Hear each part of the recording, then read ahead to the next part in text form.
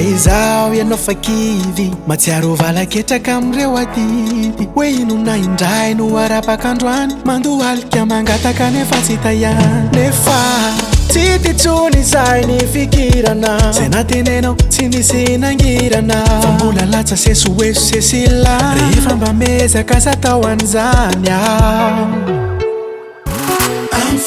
reo esoeso rehetra navelako any rendez-vous iresatsika paradisa ihany asimotivaka le fiainana mandroso atrano borifoy fa elako mba mahavitan'izany reo esoeso rehetra navelako any rendez-vous iresatsika paradisa ihany asimotivaka le fiainana mandroso atrano borifoy fa elako mba mahavitan'izany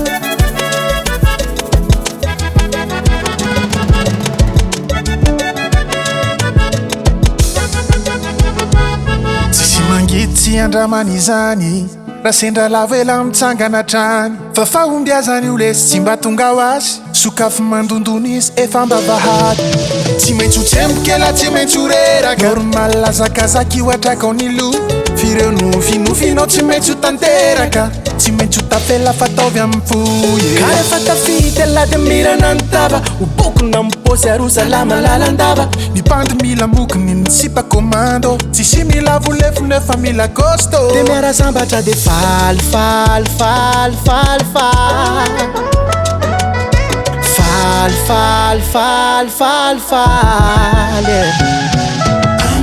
reo esoeso rehetra navelako any rendez-vous iresatsika paradisa ihany asimotivaka le fiainana mandroso atrano borifoy fa elako mba mahavitan'izany reo esoeso rehetra navelako any rendez-vous iresatsika paradisa ihany asimotivaka le fiainana mandroso atrano borifoy fa elako mba mahavitan'izany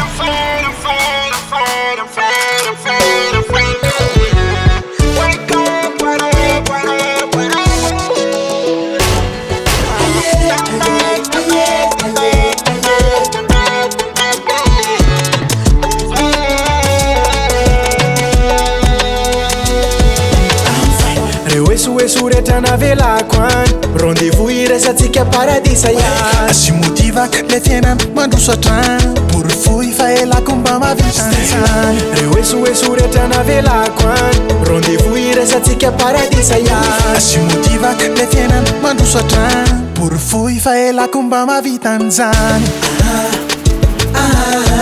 borifoy fa elako mba mahavitan'izany